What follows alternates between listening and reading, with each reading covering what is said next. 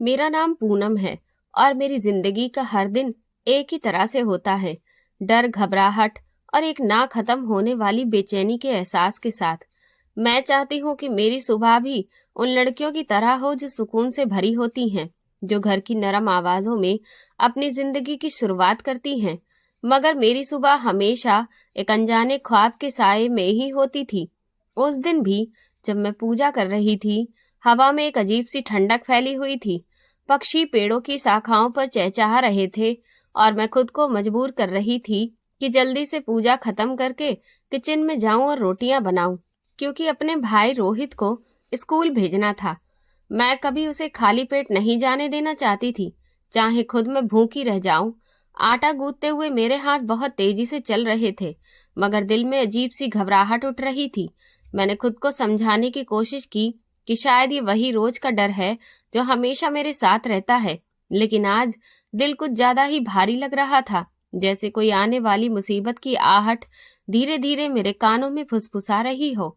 मैंने सिर झटक कर खुद को कामों में व्यस्त किया, मगर दिमाग बार बार किसी अनजाने डर में उलझ रहा था। मैंने तेज आंच पर चाय चढ़ाई और साथ में लंच तैयार किया। रोहित के जूते साफ किए, उसकी यूनिफॉर्म प्रेस करके रखी।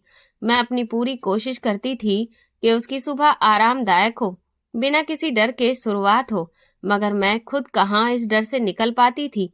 मैं हमेशा एक अंधेरे से घिरी रहती थी। अभी मैं आटे की दूसरी लोई बना ही रही थी कि अचानक दरवाजा ऐसे पीटा गया जैसे कोई उसे तोड़ डालना चाहता हो। इस आवाज ने मेरे हाथों की हरकत रोक दी। मेरे दिल की धड़कन इतनी तेज हुई कि लगा अभी सीना फाड़कर बाहर आ जाएगी। मैंने कपड़े ठीक किए, गहरी सांस ली, मगर फिर भी हाथ कांप रहे थे। जैसे ही मैंने कुंडी खोली, सामने वही नजारा था जिसे देखने से मैं सबसे ज्यादा डरती थी। मेरा बाप मनोज, वो शराब की तेज बदबू से भरा हुआ। उसकी कमीज के बटन खुले थे, कपड़े मिट्टी से गंदे थे और आंखों में बेशर्मी व शरीर पर लड़खड़ाहट साफ दिख रही थी। ये कोई अचानक होने वाली बात नहीं थी, ये तो मेरे रोज का नासूर बन चुका था। मैंने धीरे से कहा, पापा अंदर आ जाइए, मगर अगले ही पल उसने गुस्से में चिल्लाकर कहा, हट जा सामने से, और जोर से मुझे धक्का दे दिया। मैं दीवार से टकराकर संभल गई, मगर दिल जैसे टूटकर जमीन पर गिर गया था। वो लड़खड़ाते कदमों के साथ अंदर आया, जैसे पूरी दुनिया उसकी दुश्मन हो। इस शोर से रोहित भी बाहर आ गया। उसके चेहरे पर वही पुरानी मायूसी, वही बेचैनी और वही सवाल मौजूद थे। वो सवाल जो एक 10 साल के बच्चे को कभी नहीं पूछना चाहिए। उसने कांपती आवाज में कहा, दीदी ये कब ठीक होंगे? कब हम लोग एक नॉर्मल जिंदगी जिएंगे? उसकी आंखों में ऐसे सपने थे जो शायद कभी पूरे नहीं होने वाले थे। मैंने अपनी आवाज को मजबूत बनाने की कोशिश करते हुए कहा, रोहित वो पापा हैं, जैसे भी हैं हमारे हैं। ये कहते हुए मेरे अंदर हजारों टीसें उठ रही थी। मुझे नहीं पता था मैं किसे समझा रही थी, रोहित को या खुद को। माँ के मरने वाले दिन भी मेरे बाप ने यही हालत बना रखी थी। उस दिन भी मैंने अपनी माँ का मातम चुपचाप मनाया था, मगर आज भी दिल के अंदर एक खामोश खाई सी भर गई थी। मेरा बाप बिस्तर तक पहुंचते पहुंचते जमीन पर गिरने लगा तो मैंने उसे सहारा देकर लिटा दिया। उसके कपड़ों की बदबू और नशे की भारी सांसों ने मुझे बेहाल कर दिया, मगर मैंने चादर उसके ऊपर डाल दी जैसे हर रोज करती थी। उसने आधी बंद आंखों से मुझे देखा और गालियां बकता रहा। हर शब्द मेरे दिल में तीर की तरह लग रहा था, मगर मैं चुप रही। शायद मैं इस सब की आदत डाल चुकी थी। मैंने रोहित के लिए नाश्ता तैयार किया। पराठों की खुशबू चारों तरफ फैल रही थी, मगर मेरा दिल अंदर से वीरान था। मैं उसके सामने बैठी और कहा, जल्दी खा लो, देर हो रही है। रोहित ने सिर झुकाकर खाना शुरू किया, मगर उसके हाथ कांप रहे थे। मैं उसकी पीठ सहलाती रही जैसे वो मेरा अपना बच्चा हो जो मेरे बिना टूट जाएगा। जब वो स्कूल जाने लगा तो दरवाजे से एक बार पलटकर मुझे देखा। उसकी आंखों में वही सवाल था जिसका जवाब मेरे पास कभी नहीं होता था। मैंने मजबूरन मुस्कुराकर उसे विदा किया। दरवाजा बंद होते ही मैंने गहरी सांस ली। सुबह अभी खत्म भी नहीं हुई थी और मैं पहले ही बहुत थक चुकी थी। पीछे मुड़कर देखा तो मेरा बाप बिस्तर पर बेहोश पड़ा था। दिल किया कि चिल्लाकर रोऊं, कह दूं मेरी जिंदगी क्यों बर्बाद की, मेरी माँ की जिंदगी क्यों ले ली, मेरे भाई की मासूमियत क्यों छीन ली, मगर फिर भी मैं चुप रही, जैसे हमेशा रहती हूँ। मैंने घर थोड़ा साफ किया, अपने कपड़े बदले और काम पर जाने की तैयारी करने लगी। पद्मा मालकिन के घर मुझे सफाई करनी थी। आज देर हो रही थी, मगर मैं क्या करती? मेरे घर में कभी कुछ ठीक से रूटीन रहा ही नहीं। मैंने दुपट्टा ओढ़ा, दरवाजा बंद किया और गली की ओर कदम बढ़ाए। सुबह की धूप धीरे धीरे तेज हो रही थी, मगर मेरे अंदर अजीब सा बोझ उतरता जा रहा था। किसी अनजाने हादसे की आहट लग रही थी, जो मेरी आत्मा तक में सरसराहट भर रही थी। मुझे नहीं पता था कि आज का दिन मेरी जिंदगी बदलने वाला है, मुझे ऐसे तूफान के सामने खड़ा कर देगा जिसके बारे में मैंने कभी सपने में भी नहीं सोचा था। मुझे नहीं पता था कि आज मेरे जीवन का सबसे खतरनाक दिन है। काम पर जाते हुए मेरे कदम भारी थे, जैसे रात भर की घुटन अभी तक मेरे सीने से चिपकी हुई हो। मेरा बाप अभी भी बिस्तर पर ही पड़ा होगा। रोहित तो स्कूल जा चुका था कब का, मगर मेरा दिल फिर भी बेचैन था। मैंने खुद को समझाया कि शायद ये सिर्फ थकावट की वजह से है, मगर अंदर कुछ और ही हलचल हो रही थी। पद्मा मालकिन के घर पहुंचकर मैंने धीरे से उन्हें नमस्ते किया। वो आंगन में खड़ी थी और मेरी तरफ देखकर बोली, आज तुमने बहुत देर कर दी, सब ठीक तो है ना? उनके लहजे में वो नरमी नहीं थी जो हमेशा से होती थी। ऐसा लगा जैसे कि वो मेरे अंदर की बेचैनी पढ़ रही हो और इसी वजह से रोज के मुकाबले आज कुछ ज्यादा ही सख्ती दिखा रही हो। मैंने नजर झुकाकर कहा, मालकिन, थोड़ा सा मुझे वक्त लग गया। उन्होंने फिर कुछ कहना चाहा, मगर खुद को रोक लिया, जैसे समझ गई हो कि ज्यादा पूछने से मेरी तकलीफ और बढ़ जाएगी। मैं सीधा किचन में गई और वहां के अपने रोजमर्रा के काम करने शुरू कर दिए। आज नाश्ता थोड़ा सा खास था, क्योंकि मेहमान आने वाले थे। मैंने रोटियां बेलते हुए खुद को काम में व्यस्त रखा, ताकि दिमाग भी व्यस्त हो जाए। घी की गर्म खुशबू, आटे की महक और बर्तनों की खनखनाहट ने मुझे पल भर के लिए इस दुनिया से दूर कर दिया था। इसके बाद सारा खाना तैयार किया। मेहमान आए और खाकर चले भी गए। धीरे धीरे शाम होने लगी थी और मैंने रात के खाने की तैयारी भी शुरू कर दी थी। सब्जी बनकर तैयार थी और जैसे ही मैंने पहली रोटी चूल्हे पर डाली कि तभी किचन का दरवाजा एक जोरदार आवाज के साथ खुला। मैं चौंक कर पलटी। मेरा दिल तेजी से धड़कने लगा। सामने मेरा भाई खड़ा हुआ था। वो अभी भी यूनिफॉर्म में था और उसके जूते भी गंदे थे, मगर उसके चेहरे का रंग ऐसा लग रहा था जैसे किसी ने खून निचोड़ लिया हो। उसकी आंखें बहुत ज्यादा सूजी हुई थी, सांस उखड़ी हुई जैसे भागता हुआ आया हो। मैं आगे बढ़ी। रोहित, तुम यहाँ कैसे? और तुम अभी तक स्कूल की ड्रेस में क्यों हो? वो सीधा मेरे पास आया। दीदी, उसकी आवाज में ऐसी घबराहट थी कि मैं बेलन हाथ से छोड़कर दोनों हाथ उसके कंधों पर रख दिए। क्या हुआ? बोलते क्यों नहीं हो?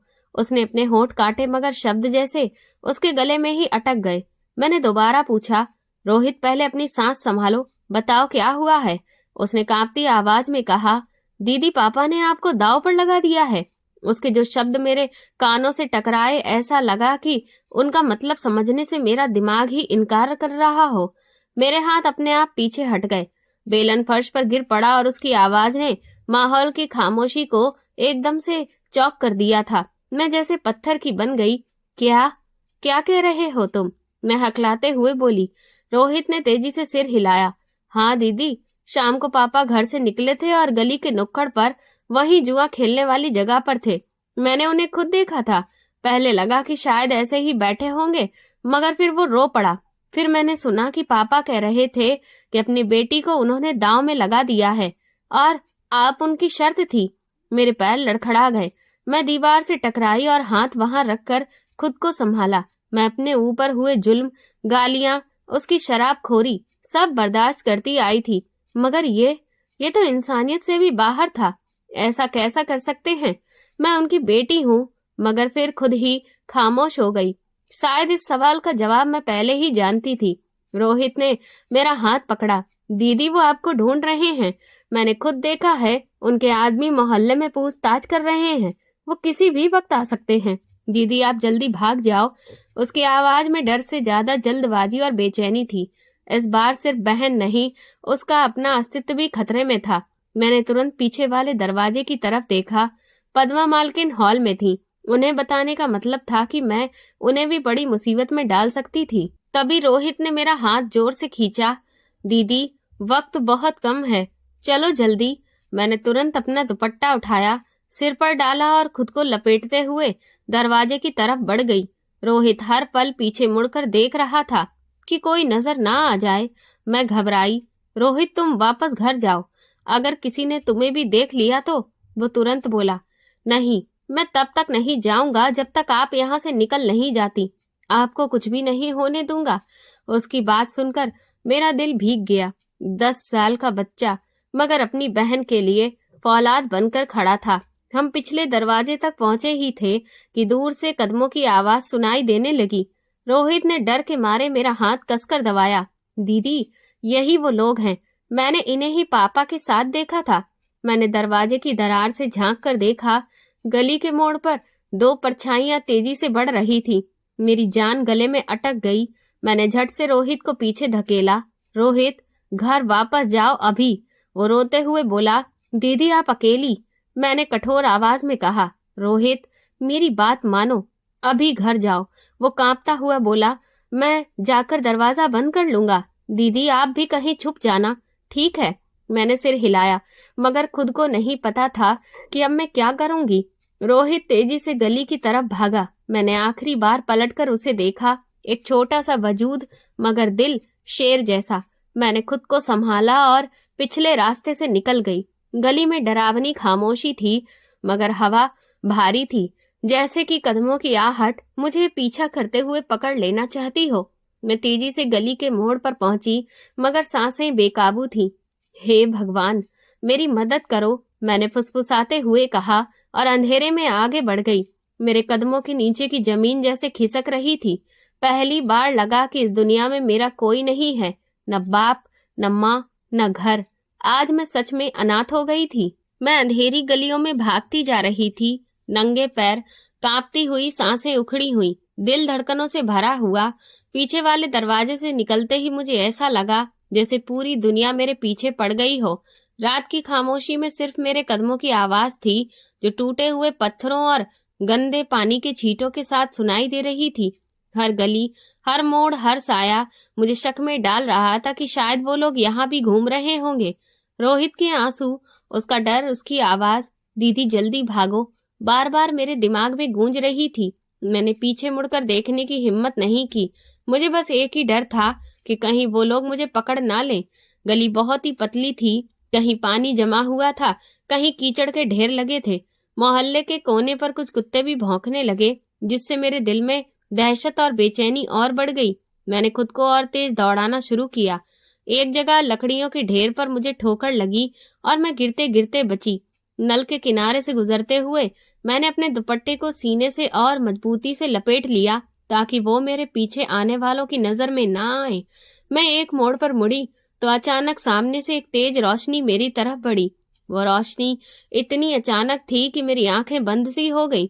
शायद वो कोई गाड़ी थी या मोटरसाइकिल, मुझे समझ ही नहीं आया। मगर मैं रुकी नहीं, बस 2 कदम और उठाए ही थे कि मेरे कानों में ब्रेक की चीख सुनाई दी। मैं चौंकी और एक गाड़ी से टकराकर जमीन पर गिर गई।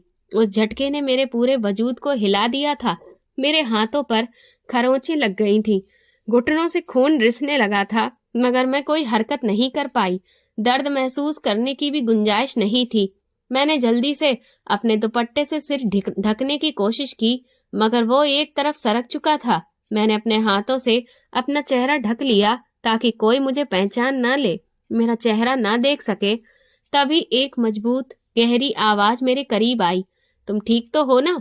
मैंने धीरे धीरे हाथ हटाए और सिर उठाया। सामने एक लंबा चौड़े कंधों वाला नौजवान खड़ा था। उसकी आंखों में हैरानी भी थी और दर्द भी, जैसे वो खुद भी इस स्थिति से हिल गया हो। उसकी शर्ट की आस्तीनें चढ़ी हुई थी, बाल थोड़े बिखरे हुए और चेहरे पर वो संजीदगी थी जो आदमी की शख्सियत बदल देती है। वो अर्जुन खन्ना था, मगर मैं नहीं जानती थी कि ये इंसान मेरा शिकारी भी हो सकता है। उस वक्त वो बस एक अजनबी था, गलत समय पर सही जगह, या शायद सही समय पर गलत जगह। उसने एक कदम आगे बढ़ाते हुए झुककर पूछा, क्या हुआ? तुम इतनी डरी हुई क्यों हो? कोई तुम्हारा पीछा कर रहा है क्या? उसकी आवाज बहुत नरम थी, जैसे मुझे हिम्मत देने की कोशिश कर रही हो। मैंने कांपती आवाज में कहा, मेरे पीछे कुछ लोग पड़े हुए हैं, मुझे कहीं सहारा चाहिए, मैं अपने घर वापस नहीं जा सकती। अर्जुन ने एक पल मेरी आंखों में देखा, वो मुझे घूर नहीं रहा था, बस मुझे पढ़ने की कोशिश कर रहा था। जैसे वो मेरी हालत, मेरी सांसें, मेरा डर सब समझ गया हो। उसकी आंखों में एक पल को जैसे पहचान की लहर दौड़ी, जैसे उसे कुछ याद आया हो, मगर मैं इतनी डरी हुई थी कि मैं कुछ समझ ही नहीं पा रही थी। फिर अचानक वो सीधा खड़ा हुआ और बोला, चलो मेरे साथ चलो, तुम सुरक्षित रहोगी, यहाँ रुकना खतरनाक है। मैंने हिचकते हुए सिर हिलाया। मरने से तो बेहतर था किसी पर भरोसा कर लेना। मैं खुद से लड़ रही थी। मेरा दिल कह रहा था ये अजनबी है, भरोसा मत करो, मगर दिमाग कह रहा था अब कोई और रास्ता नहीं। वो लोग मेरे पीछे हैं, वो मुझे पकड़ सकते हैं। वो मुझे अपने साथ गाड़ी तक ले गया। मैं एक पल को सोचने लगी कि शायद मुझे भाग जाना चाहिए, मगर तभी दूर से कदमों की तेज आवाज आई, जैसे कोई दौड़ रहा हो। मैं घबरा गई और तुरंत गाड़ी का दरवाजा खोलकर अंदर बैठ गई। मेरा दिल बुरी तरह से धड़क रहा था, सांसें टूट रही थीं। अर्जुन ने दरवाजा बंद किया और गाड़ी सड़क की तरफ मोड़ दी। उसने रियर व्यू मिरर में एक नजर पीछे की गली पर डाली और सुकून भरे लहजे में बोला, फिक्र मत करो, अब कोई तुम्हें नहीं पकड़ सकता। तुम अभी मेरे साथ हो और मैं तुम्हें कुछ होने नहीं दूंगा। मैंने पहली बार उसका चेहरा ध्यान से देखा। उसके अंदाज में एक अजीब सा भरोसा था, मानो वो दुनिया का हर खतरा रोक सकता हो। मगर मुझे क्या पता था कि मैं उसी के पास बैठी थी जिसने मुझे मेरे ही खेल में हराया था। गाड़ी अंधेरे में दौड़ रही थी, मगर मेरी सोच जगह जगह टूट रही थी। मैंने कांपती आवाज में कहा, आपको नहीं पता, वो लोग बहुत बुरे हैं। वो मुझे ले जाएंगे। मुझे नहीं पता वो क्या करेंगे। मुझे नहीं पता कि मैं कहाँ जाऊं।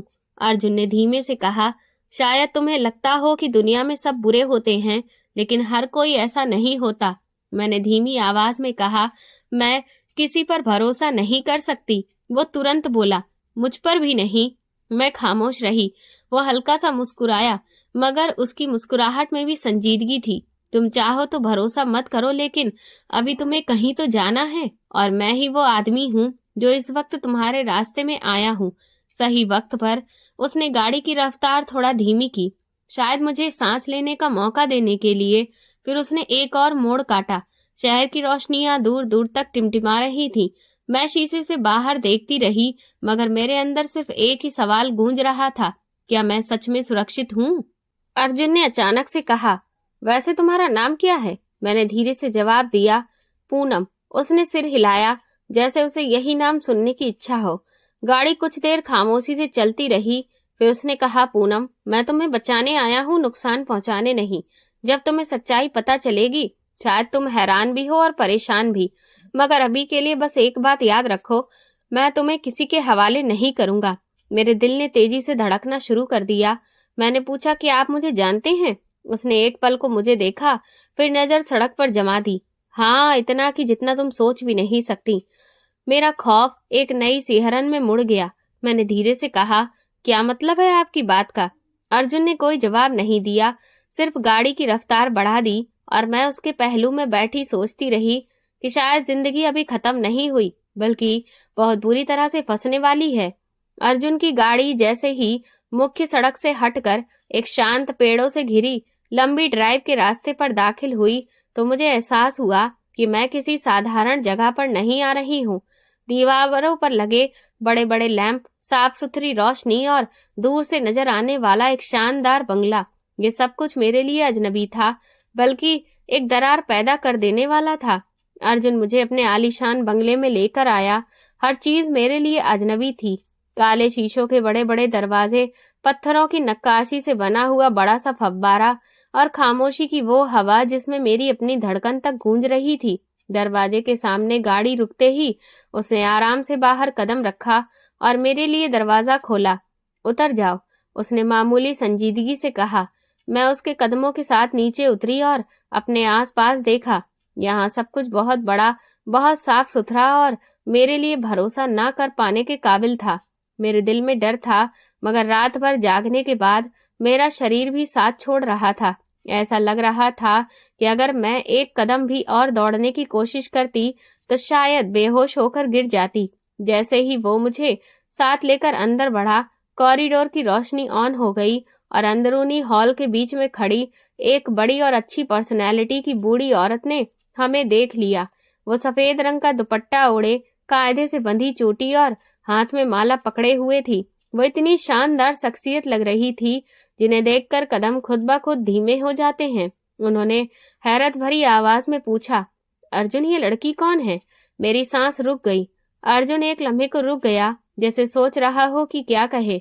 मैंने उड़ती हुई नजर से उन्हें देख रही थी। शायद वो सच बोले, शायद वो कोई बहाना बनाए, मगर अगले ही लम्हे वो बिना किसी झिझक के बोला, दादी, ये मेरी पत्नी है। मेरे कदमों के नीचे से जैसे जमीन खिसक गई। मैंने अचानक पीछे देखा, जैसे कि मैं किसी पनाह की तलाश कर रही हूँ। मैं होठ खोलना चाहती थी, मगर आवाज गले में ही दफन हो गई। बंगले की शान शौकत एक तरफ, मगर इस बात ने मेरे अंदर की दुनिया हिलाकर रख दी थी। दादी जी हैरत से आगे बढ़ी। ये शादी कब हुई? उनकी आवाज में हैरानी से ज्यादा एक अजीब सा यकीन ना कर पाने वाला अंदाज था, जैसे वो सच सुनकर ही आगे बढ़ेंगी। ये झूठ इतना बड़ा था कि मैं चिल्ला भी नहीं सकी। मेरी जुबान जैसे पत्थर की हो गई। मेरी आंखें अर्जुन पर जम गईं कि शायद वो बात बदल दे, मगर वो बड़े ही सुकून भरे अंदाज में बोला, अभी बस 3-4 दिन पहले ही फार्म हाउस पर बहुत ही सादगी से शादी हुई थी। मैं अंदर ही अंदर टूट रही थी, चाहकर भी कुछ नहीं कर पा रही थी। मुझे लगा जैसे मेरे अंदर की सारी हिम्मत बिखर गई है।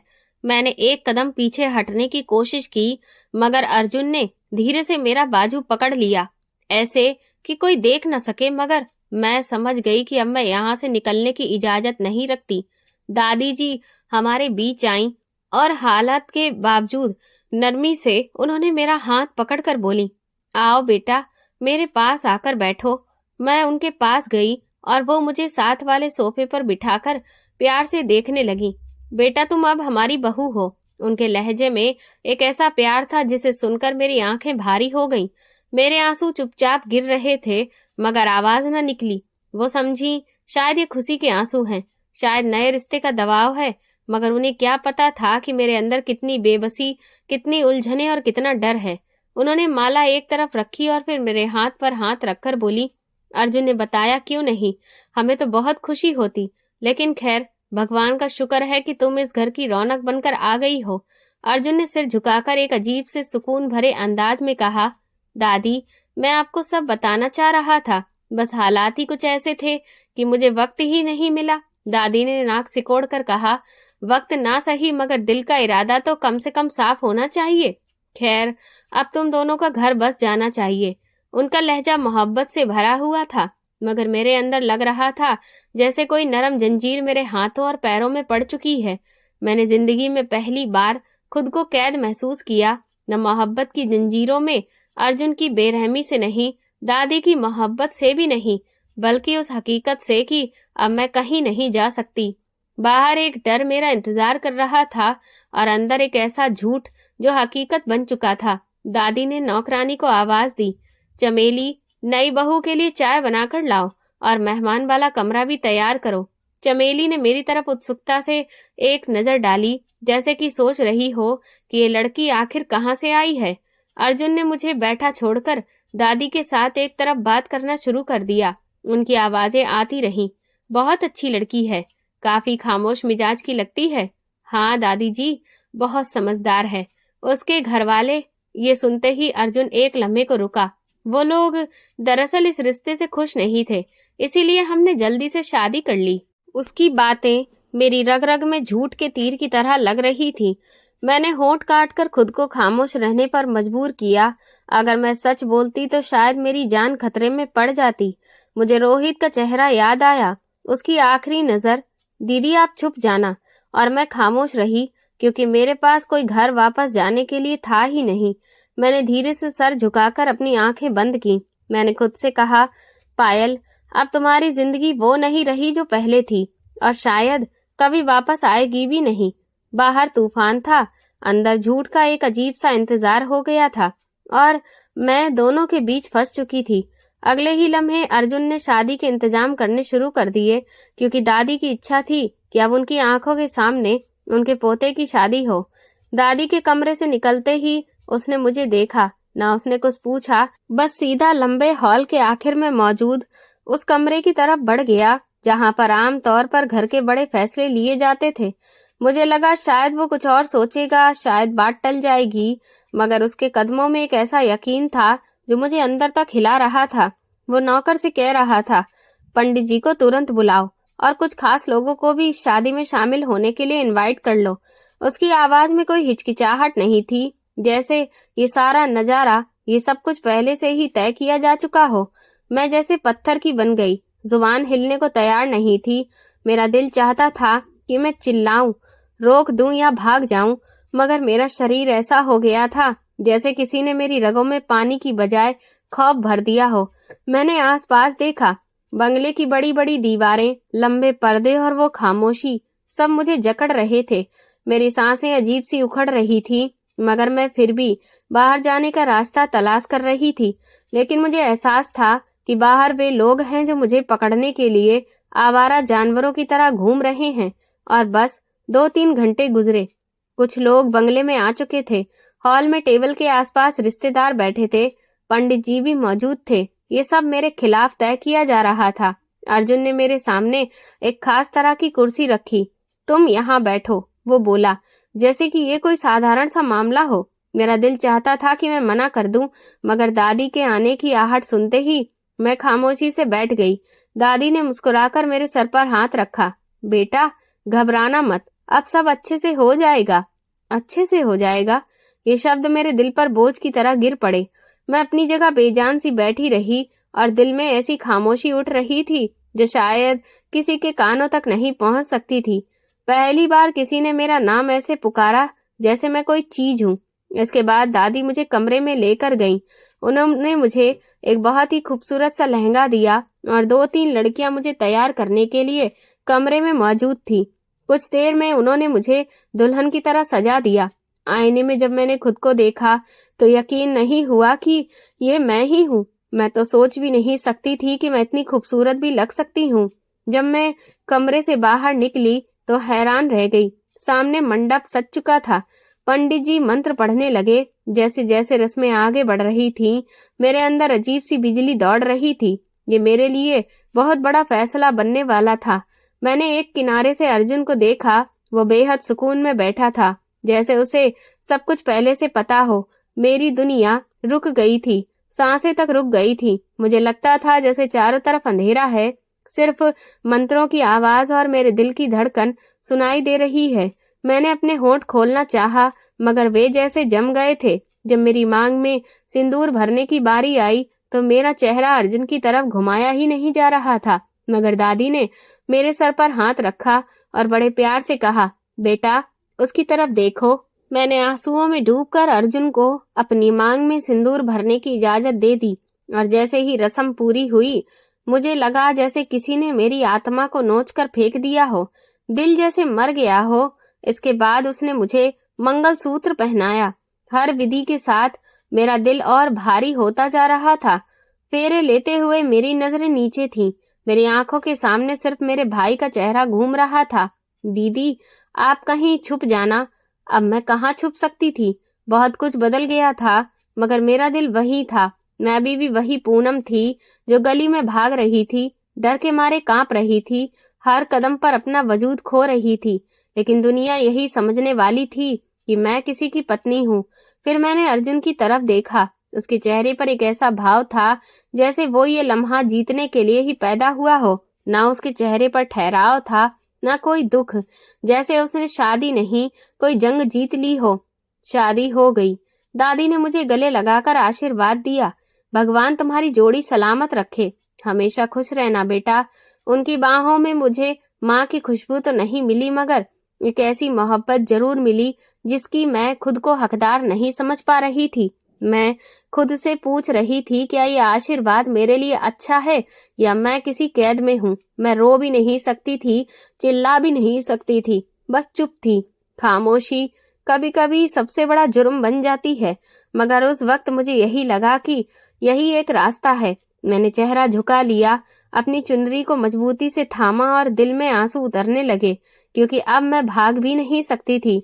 मैं अर्जुन की पत्नी बन चुकी थी। ये शब्द इतने कठोर थे कि मेरा पूरा वजूद डगमगा गया। मैंने धीरे से खुद को कहा, किस्मत का खेल बदल चुका है और तुम इस खेल की एक मोहर बन चुकी हो। मेरी नजर अचानक दरवाजे की तरफ गई। यहीं से मैं अभी कुछ देर पहले अंदर आई थी, बहुत मजबूत, डरी हुई, भागती हुई। और वो वही दरवाजा है अब, जो मेरे लिए बंद था, हमेशा के लिए। कमरे में दाखिल होते ही मैं अर्जुन पर बरस पड़ी। शादी होने के तुरंत बाद दादी जी ऊपर वाले कमरे में चली गई थी और हॉल में मौजूद सारे रिश्तेदार भी जा चुके थे। तो इस वक्त अर्जुन मुझे पहली मंजिल पर मौजूद बड़े कमरे में लाने की कोशिश कर रहा था। दरवाजा बंद होते ही मैं उसके सामने आकर खड़ी हो गई और जैसे सारा दबाव एकदम से बाहर निकल आया हो, मैं चिल्ला पड़ी, आपने ऐसा क्यों किया? आप तो बस मेरी मदद कर रहे थे ना। मेरी आवाज कम थी मगर मैं खुद को पीछे नहीं हटा पाई। मैंने सोचा था कि वो कम से कम शर्मिंदा होगा, शायद पछतावे का कोई इशारा देगा, मगर वो तो मुस्कुरा दिया, जैसे मेरा गुस्सा उसके लिए कोई खेल हो। उसके सामने खड़ी होकर मुझे पहली बार अंदाजा हुआ कि यह इंसान लापरवाही की हद तक अपने फैसलों पर यकीन रखता है। वो गहरी सांस लेकर कमरे में आराम से चलता हुआ आया और बोला, मैंने तुम्हें देखा था और बस अपना दिल हार बैठा पायल। ये जुमला मुझे गुस्सा दिलाने के लिए काफी था। मैंने रोते हुए कहा, ये प्यार नहीं था, ये एक मौका था। आपने मेरी मजबूरी को इस्तेमाल किया है। आपने सिर्फ एक आसान रास्ता चुना है, बस। मैं उसके सामने खड़ी थी, लेकिन अंदर से टूटती जा रही थी। मैं चाहती थी कि वो कम से कम एक लम्हे के लिए शर्मिंदा हो, मगर उसके चेहरे पर एक अजीब सा भरोसा था। वो धीरे धीरे मेरे पास आकर खड़ा हुआ और धीमी आवाज में बोला, हो सकता है, मगर अब तुम मेरी पत्नी हो। उसकी नजर में वो नरमी थी जो किसी को भी कमजोर कर दे, मगर उसके पीछे छुपा अधिकार इतना कठोर था कि मैं पीछे हट गई। उसका एक कदम आगे बढ़ना ही मेरे लिए खतरे की घंटी था। मैंने खुद को दीवार के साथ लगा लिया, जैसे मेरे पास अब कोई जगह ही नहीं बची हो। कमरा बड़ा था, मगर उसकी मौजूदगी ने इसे छोटा कर दिया था। उसका लहजा नरम था, मगर उसमें अधिकार छुपा था। पायल, वो धीरे से बोला, मैं जानता हूँ कि तुम मुझ पर शक करती हो, लेकिन एक बात समझ लो, मैंने जो भी किया तुम्हें अपने साथ रखने के लिए किया। मैंने तड़प कर कहा, और मेरी मर्जी, मेरा अधिकार। वो एक लम्हे को रुका, फिर और पास आकर बोला, अगर मैं तुम्हें छोड़ देता तो तुम उन लोगों के हाथों में चली जाती जिनसे तुम भाग रही हो। मैं मौके का फायदा ना उठाता तो कोई और उठा लेता। फर्क सिर्फ इतना है कि मेरा इरादा बुरा नहीं था। मेरी धड़कनें बेकाबू हो रही थी। उसकी नजदीकियां मुझे घुमा रही थी। मुझे लगा जैसे कमरे की हवा कम पड़ रही हो। मैं एकदम पीछे जाने की कोशिश की, मगर दीवार पहले ही मुझे पकड़ चुकी थी। अर्जुन धीरे धीरे झुककर मेरे चेहरे के करीब आ गया। तुम्हें डरने की जरूरत नहीं है, वो इतना धीरे बोला कि उसकी सांस मेरे चेहरे को छू रही थी। मेरा हाथ दीवार तक जा पहुंचा। मैंने नजर फेर ली, मगर उसकी आंखों की शिद्दत से बचना मुश्किल था।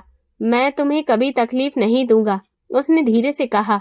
मैंने भी उतनी ही धीमी आवाज में कहा, इस वक्त भी आप तकलीफ ही दे रहे हैं। वो एक पल को ठहरा, जैसे मेरे जुमले ने उसे सोचने पर मजबूर कर दिया हो, मगर अगले ही लम्हे वो और करीब आ गया। तुमने खुद को कमजोर समझ लिया है, मगर तुम इतनी कमजोर नहीं हो। अगर होती तो उन गलियों से जिंदा नहीं निकलती। मैं तुम्हें बचाने आया था पायल, और आगे भी यही करूंगा। उसकी गर्म सांसें मेरे गाल को छू रही थी। मैं घबरा गई। उसके शब्द, उसका अधिकार, उसकी गिरफ्त, सब मिलकर मुझे किसी ऐसे जाल में ले जा रहे थे जहां से निकलना नामुमकिन था। मेरे अंदर जंग चल रही थी, खौफ, गुस्सा, कमजोरी, बेबसी। एक पल को लगा मैं चिल्ला दूंगी, मगर अगले ही पल मेरी आवाज जैसे अंदर ही दब गई। मैं उसे धक्का देना चाहती थी, मगर मेरे हाथ उठ ही नहीं रह सके। अर्जुन ने मेरी घबराहट देखकर हाथ पीछे हटा लिया, लेकिन उसकी आंखों में वही यकीन था। वो बोला, तुम चाहो तो मुझसे नफरत कर लो, मगर सच्चाई ये है कि अब मैं तुम्हारी जिंदगी का हिस्सा हूँ। तुम्हें जितना भी वक्त लगे, मैं तुम्हें तकलीफ नहीं होने दूंगा, और ना ही किसी को तुम्हें छूने दूंगा। आखिरकार मैं खामोश हो गई, जैसे हार मान ली हो। मुझे लगा मैं लड़ाई हार नहीं रही थी, बल्कि लड़ने की हिम्मत ही खत्म हो चुकी थी। मेरे अंदर एक खालीपन पैदा हो गया था, जिसमें कोई आवाज नहीं गूंज रही थी। मैं धीरे धीरे नीचे बैठ गई और दुपट्टा अपनी गोद में समेट लिया।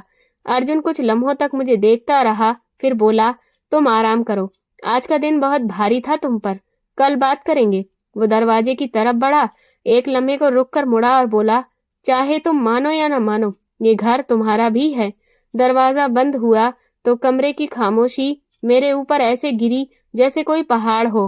वो रात मेरे दिल का सबसे भारी बोझ बनकर रह गई। एक ऐसा लम्हा जिसने मुझे समझा दिया कि ये शादी, ये रिश्ता मेरी जिंदगी की सबसे बड़ी कसौटी है। अगली सुबह मैं अर्जुन के बराबर में बैठी रो रही थी। रात भर आंख नहीं लगी थी। ढेर सारे ख्याल दिमाग को खींचते रहे। दिल पर बोझ जमता जा रहा था। खौफ और बेचैनी की अजीब सी गिरफ्त मुझे चैन नहीं लेने दे रही थी। अर्जुन रात को मेरे करीब आकर रुक तो गया था, मगर मेरे अंदर की जंग कम नहीं हुई थी। सुबह की हल्की रोशनी जैसे ही कमरे में फैली, मेरा सब्र का बांध टूट गया। मैं खामोशी से आंसू बहाती रही, लेकिन शायद मेरी सांसों की कपकपाहट ने अर्जुन की नींद तोड़ दी। वो मेरी सिसकियां सुनकर तुरंत उठ बैठा। उसका चेहरा रात की थकान लिए हुए था, मगर अचानक चौंक कर वो मेरी तरफ झुक आया। पायल, तुम रो क्यों रही हो? क्या किया है मैंने? उसके लहजे में एक अजीब सा प्यार था। शायद पहली बार उसे मेरे रोने से फर्क पड़ा हो। वो मुझे पहले कठोर शब्दों में, हुक्म के अंदाज में देखता था, मगर आज वो हद से ज्यादा हैरान था। मैंने आंसू पोंछ कर कहा, मेरा भाई रोहित, वो अकेला है। मैं जितना भी मजबूत बनने की कोशिश करती, मगर ये बात कहते ही मेरी आवाज फट गई। रोहित का चेहरा मेरी आंखों के सामने घूम गया। उसका छोटा सा चेहरा, वो थके हुए जूते, वो ख्वाबों से भरी आंखें। मैं उसे इस तरह छोड़कर आई। वो डर गया होगा, वो रो रहा होगा। उसे मैं अकेला छोड़ आई हूँ। अर्जुन खामोश हो गया। शायद पहली बार मेरे दर्द से वो टकराया था। वो कुछ कहना चाहता भी था तो शब्द नहीं मिले। उसकी आंखों में वही तेजी थी, मगर उसके पीछे सवाल थे, परेशानी थी और शायद एक एहसास भी। वो मेरे बारे में जो सोचता था, शायद पहली बार उसे उसमें दरार दिखाई दी। पायल, वो धीरे से बोला, मगर मैंने उसकी तरफ नहीं देखा। मेरी आवाज टूट चुकी थी। मैंने अपना चेहरा दोनों हाथों में छुपा लिया। आंसू मेरी उंगलियों के बीच से गिरने लगे। मुझे लगा जैसे मैं दुनिया की सबसे बेकार बहन हूँ। मैं हर हाल में रोहित को बचाना चाहती थी। मैंने उसके लिए ही काम किया था, उसके लिए ही भूखी रही थी, और आज उसी को सबसे कठोर, खौफनाक माहौल में अकेला छोड़कर आई थी। अर्जुन ने हैरानी से मुझे देखा। शायद उसे पहली बार एहसास हुआ कि मैं इंसान हूँ, कोई सौदा नहीं। यह एहसास उसके चेहरे पर साफ था। उसकी आंखों की शिद्दत कुछ देर के लिए नमी में बदल गई। शायद उसने कभी मुझे इस तरह रोते नहीं देखा था। वो हमेशा मुझे एक मामले, एक फैसला, एक जरूरत की तरह देखता रहा था, लेकिन आज उसने मुझे एक टूटी हुई लड़की की तरह देखा। वो मेरे पास आकर बैठा और बोला, मैं रोहित को साथ लेकर आऊंगा। मेरे हाथ रुक गए। मैंने धीरे से चेहरा ऊपर किया। वो इतना करीब बैठा था कि मैं उसकी सांसों की गर्मी महसूस कर सकती थी, मगर आज उन सांसों में वो शिद्दत नहीं थी, सिर्फ नमी थी। मैंने कांपती आवाज में पूछा, सच? मेरी आवाज में बच्चों जैसा यकीन था, जैसे मैं किसी ऐसे वादे की उम्मीद में खड़ी थी जिस पर मेरी जिंदगी टिकी हो। हाँ पायल, अर्जुन ने कहा, मैं वादा करता हूँ, मैं तुम्हें उदास नहीं देख सकता। उसकी आवाज में पहली बार कोई बनावट नहीं थी, ना कोई खेल, ना कोई जीत, ना कोई आदेश, सिर्फ एक गहरा सच्चा वादा। उसने हाथ बढ़ाया, लेकिन मुझे छुआ नहीं, बस इतना करीब रखा कि मुझे एहसास हो कि वो बहुत गंभीर है। पहली बार उसके लहजे में नरमी और सच्चाई महसूस हुई, जैसे वो पहली बार समझ रहा हो कि मैं क्यों चुप थी, क्यों टूट रही थी। मेरी आंखों के नीचे हल्की सूजन थी, मगर दिल के अंधेरे में पहली बार कोई रोशनी उतरी थी। उस रोशनी ने मेरे अंदर उम्मीद का छोटा सा दरवाजा खोला। मेरी आंखों में उम्मीद की छोटी सी चमक आई। मैंने धीरे से सिर हिलाया, जैसे आंसुओं में भरोसा हो कि मैं अर्जुन के इस वादे पर यकीन करना चाहती हूँ, चाहे आधा ही क्यों ना हो। रोहित की फिक्र अभी भी थी, बहुत ज्यादा थी, मगर अब कम से कम कोई था जो उसे ले आएगा। कोई ऐसा जो जान लेने वाला नहीं था, बल्कि जीवन में धकेले जाने के बाद भी वापस लेने की जिम्मेदारी उठा रहा था। शायद पहली बार मुझे लगा कि अर्जुन जालिम नहीं, बस अकेला है। वो शख्स जिसने जिद में, जुनून में, जरूरत में मुझे अपनी जिंदगी में शामिल कर लिया था, जिसने मुझसे शादी कर ली थी। शायद वो भी अंदर से खाली था। शायद वो भी कुछ ढूंढ रहा था, जैसे मैं ढूंढ रही थी। मोहब्बत नहीं, मगर कोई ऐसा एहसास जो इंसान को इंसान बना दे। मैंने धीरे से कहा, अर्जुन, बस आप रोहित को ले आओ, जहां भी हो उसे ले आओ। वो नरमी से बोला, मैं वादा करता हूँ, तुम्हें कभी अकेला महसूस नहीं होने दूंगा। ये वादा हल्के से मेरे दिल पर बैठ गया।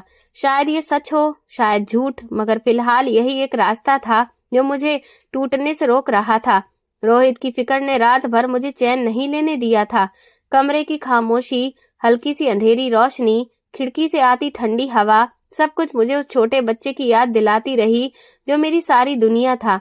मैं बिस्तर पर करवटें बदलती रही थी, मगर नींद का एक कतरा भी मेरी पलकों पर नहीं आया। अर्जुन के वादे ने थोड़ी हिम्मत जरूर दी थी, मगर दिल को सुकून नहीं मिला था। हर पल यही सोच रही थी, रोहित अब कहाँ होगा, किस हालत में होगा, उसने कुछ खाया भी होगा या नहीं, कहीं वो रो तो नहीं रहा होगा। मगर अर्जुन के शब्द मेरे दिल में बार बार गूंज रहे थे, मैं उसे ले आऊंगा। मैंने कई बार आंखें बंद की और सोचा, शायद पहली बार मैं किसी ऐसे इंसान के साथ हूँ जो मेरा दुश्मन नहीं है। उसकी आंखों में अजीब सा अपनापन था जो किसी गुंडे में नहीं हो सकता था। मैंने अर्जुन को पहली बार इस नजर से देखा। सच तो ये था कि उसकी आंखें बहुत सख्त थीं, उसके फैसले जिद्दी थे, मगर उन गहरी भूरी आंखों में कहीं न कहीं एक सच्चाई छुपी थी, ऐसी सच्चाई जो झूठ का नकाब ओढ़े हुए नहीं थी। मैं सोचती रही, क्या वाकई वो वैसा इंसान है जैसा मैंने समझ रखा था, या वो भी अपने हालात, अपने अकेलेपन, अपने जख्मों की वजह से ऐसा है। मुझे लगने लगा कि शायद वो मुझे नुकसान पहुंचाने वाला नहीं है। ये ख्याल पहले तो अजीब लगा, मगर जैसे जैसे वक्त गुजरा मैंने दिल को समझाना शुरू किया कि कहीं न कहीं अर्जुन के अंदर भी इंसान है। शायद वो कभी किसी के साथ नरमी से नहीं बोला, शायद किसी ने उसे ये मौका ही नहीं दिया कि वो नरम हो सके, शायद उसके पास भी कोई नहीं था जिससे वो अपने दिल का बोझ बांट सके। इसी वक्त वो कमरे में दाखिल हुआ। उसके कदम नरम थे, जैसे पहली बार वो किसी एहसास का ख्याल रख रहा हो। मेरे पास आकर बैठा और प्यार से बोला, पायल, मैं तुम्हें बुरे दिनों से निकालकर अच्छे दिनों में लाना चाहता हूँ। ये सुनकर मैं थोड़ी देर के लिए पत्थर हो गई। ये वही बात थी जिसकी मैं शायद पूरी जिंदगी से इंतजार कर रही थी। कोई ऐसा जो ये ना कहे कि मैं बोझ हूँ, या मैं कमजोर हूँ, या सिर्फ जरूरत हूँ, बल्कि ये कहे कि मैं बेहतर जिंदगी की हकदार हूँ। मेरा दिल कमजोर पड़ रहा था और मैं चाहकर भी उसे झुटला नहीं पा रही थी। मुझे याद आया कि कैसे मैं बचपन से लेकर आज तक सब कुछ अकेले सहा। माँ की मौत, अपने बाप का पागलपन, गरीबी, भूख, लोगों के ताने, मैं लगातार इन सब से लड़ती रही थी, और आज पहली बार किसी ने लड़ने का वादा मेरी जगह किया था। शायद इसलिए मेरे दिल की दीवारें धीरे धीरे नरम पड़ती जा रही थी। उसने मेरा हाथ पकड़ा तो उसका एहसास अजीब सा सुरक्षित लगा, जैसे वो हाथ नहीं एक पनाह हो, जैसे बरसों बाद किसी ने मेरा हाथ इसलिए पकड़ा हो कि मुझे संभाल सके, ना कि मुझे गिरा दे। मैंने अचानक अपना हाथ पीछे नहीं खींचा, और शायद यही वो लम्हा था जब मेरे दिल ने मान लिया कि वो मेरे लिए अजनबी जरूर है, लेकिन मेरा दुश्मन नहीं है। जैसे मैं बरसों बाद पहली सांस ले रही हूँ। अर्जुन के लिए शायद ये लम्हा साधारण हो, मगर मेरे लिए ये किसी नई दुनिया का दरवाजा खोलने जैसा था। मैंने कभी जिंदगी में किसी मर्द पर भरोसा नहीं किया था। पापा के सिवा कोई भी आदमी मेरे करीब नहीं रहा, और उनकी संगत ने मुझे सिर्फ डर दिया था। आज पहली बार किसी के करीब बैठकर मुझे डर नहीं लगा था। उसने धीरे से कहा, एक दिन तुम्हें भी इस रिश्ते से मोहब्बत हो जाएगी। मेरी सांसें रुकती गईं। मोहब्बत? क्या वो वाकई में ये चाहता था, या ये भी उसकी जिद में से ही एक जिद थी? मैं कुछ भी समझ नहीं पा रही थी। मैं इस रिश्ते को अभी तक ठीक से समझ ही नहीं पाई थी।